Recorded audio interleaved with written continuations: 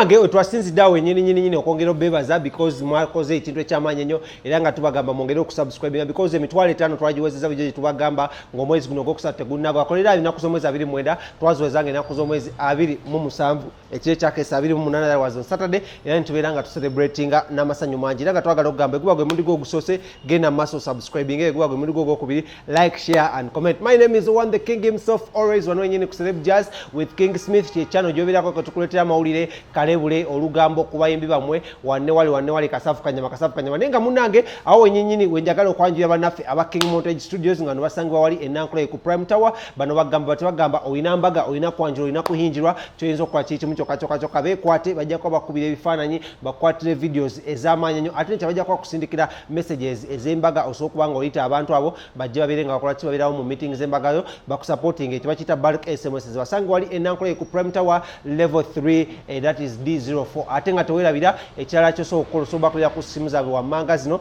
0702 10 41 25 oba 0777 02 34 oba 0702 10 44 naye nga tweyongedde munange Pastor Jengo olunaku lw'eggulo mu njiri yabadde munyiikaavu nnyo era yabadde nga ennaku emuluma ku mutima ey'ekitalo ennyo era ng'ono yabadde munyiivu nnyo nyo yasinzidde n'abeera ng'avaayo okulaba muno alangira government erike ya mukulu amanyiddwa nga Mr. President Yoweri Kaguta Museveni olw'okuba muno evuddeyo neesuubiza ebintu bingi nnyo bannayuganda ne bagiwa akalu nenetavaayo bayamba kino kyaddiridde oluvannyuma lw'okuba muno yavuddeyo kwagala okusupportinga omukyala amanyiddwa nga Evelyn Lagu mu career oba mu kintu kyalimu mu quest gyalimu ey'okulaba muno agenda okuba nga bakolaki nga bamulongoosa oba nga bamukyusa ensigo gyetwandiise kidney transplant era nga agenda ogiwumuwa si mulala wabula mutabani we gwakuze naye oba gwabadde akolaki gwadalabira ebbanga lino lyonna naye nga munnange Pastor Jengo obusungu bwo bwadde bunnyo n'ebyokusinza n'abivaako n'agamba bannaye mu nsonyi wabula ekinnuma lwaki gavumenti esobola kukwata miliyoni 2.5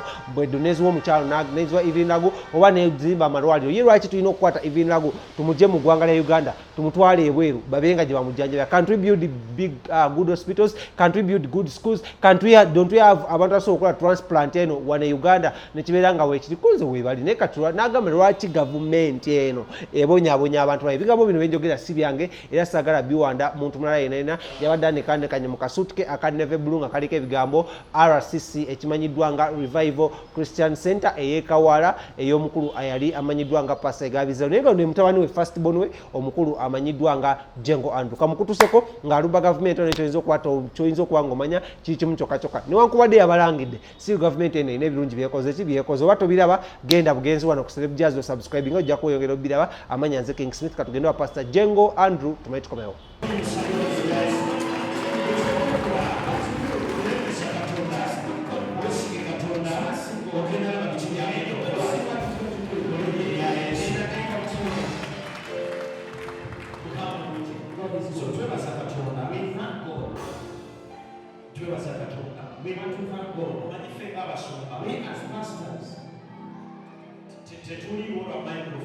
We are not there because of the microphone. We are not only because of the power, but we are there because of people. We are here because of people. To misdirect them, to show them the right way. We thank God. You know the right way. You know the right path. And God is still doing big things in your life. God is still doing big things in your life. But many people, they are out there. They need to support. They need a hand. That mighty hand. On Thursday, there is a certain comedian that I met. He had a problem. This person came. This person came. His ambition. He came to be prayed for. And he came and told me, I've been in this worldly thing, but I asked you to pray for me. I have such and such a problem. I don't know what to do. I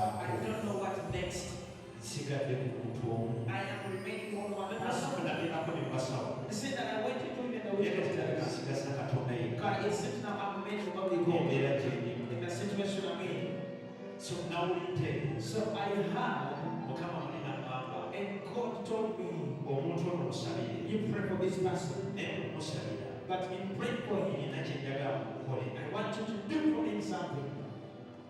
Katonda ayita mu ngeri nnyingi nnyo. God passes through many ways.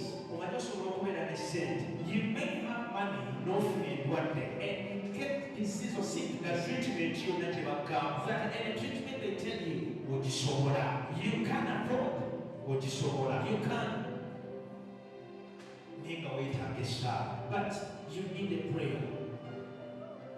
Nze namugamba ekyamagero Katonda kyagenda okukola. I told this person that miracle God is going to do for you. Tetugenda kusabira. We are not going to pray for Ekizibu you. ekyo kifeewo. That problem to God, Wabula tugenda kusabira. but we are going to pray for Ffe you. ng'ekkanisa. We as a church, Tujja kukulwanako. we shall fight to Tuwe spread ne the treatment ye. and give you that treatment. Katonda abeeko ky'akolera. So that God does something. Naye yasse okusa. But he kept giving prayer for.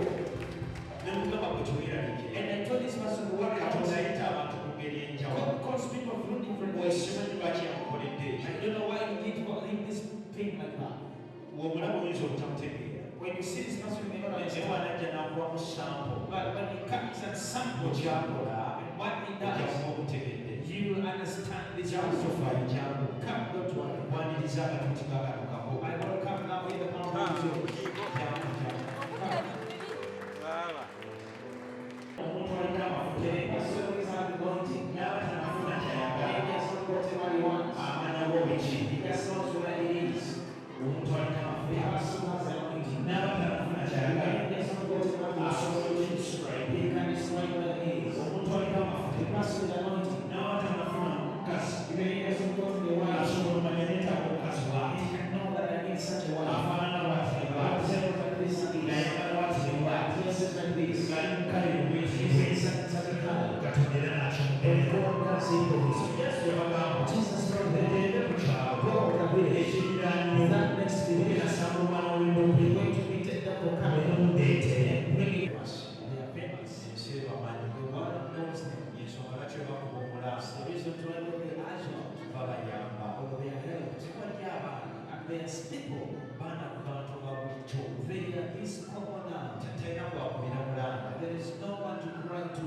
waliwo omuzadde There is a parent alina omwana we who has a child alina ekizibu ekiti who has such a problem, alina ekizibu ekiti who has such a kuba problem. bamugambye Because they told me alina kugenda Nairobi that he has to go to Nairobi. kibalina okulongoosa That is where he's supposed to be Even in Lagu.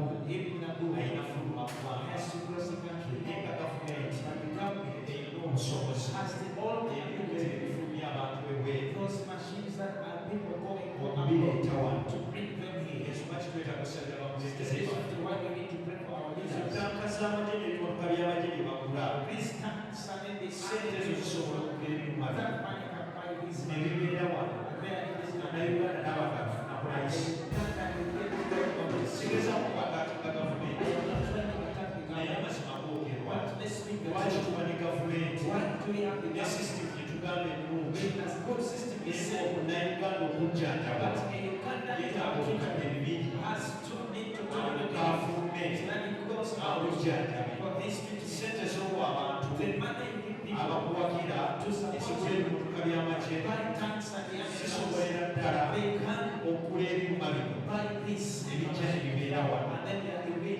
kyanaku tubalina genda Nairobi kikenya kirina kitutasobola kubeera so wali abaana bwe bati So we are such people. wali abantu bwe bati They have some people. ne mu timanyi bwe bayambe They don't have any help.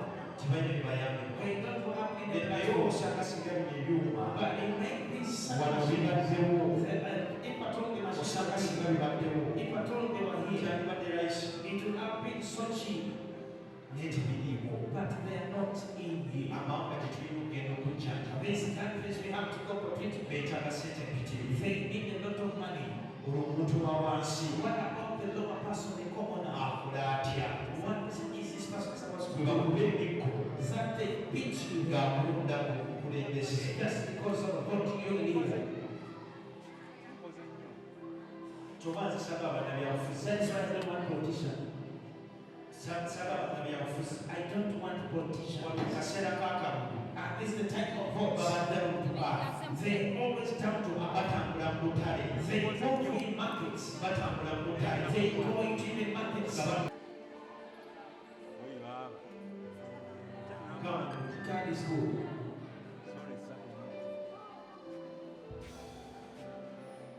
Simba government. I am not attacking the government Kuba ekiteesa ku government. because the reason why the government is there Kutuwuliriza. is to listen to us. Kati mbagambako. Now I am Talking to you tetukyaleeta. we no longer need this means Tugenda bweru. that we are going abroad.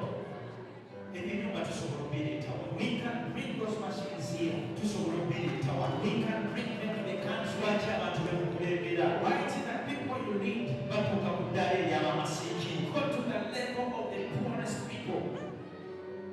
Omanyi gavumenti za Afirika. You know the African governments, Zezokka ze nnaakalaba. they are the only governments that Ng'amagoba gaazo that in their balowooza ssente. they think of money. Ze gavumenti z'emmanyi. These are the governments Amagoba gaazo. they are benefits for the Kubanga musanyufu. for the person to be happy. Ng'abantu bali mu mirembe. That when people are in Ge peace, magoba ga that gavumenti. is the good of the government, Si ssente. not money. So, Bannansi abali mu bbeere. so when the citizens are in the Government tebateeka situation, kyekola. the government is doing nothing. Era tobeera proud. And don't be proud Nti mwe bakulembeze baffe. that you are our leaders.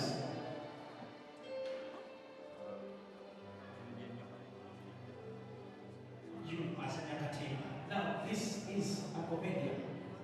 Zisi ne populace bwali. Now, see the papers from the hospital.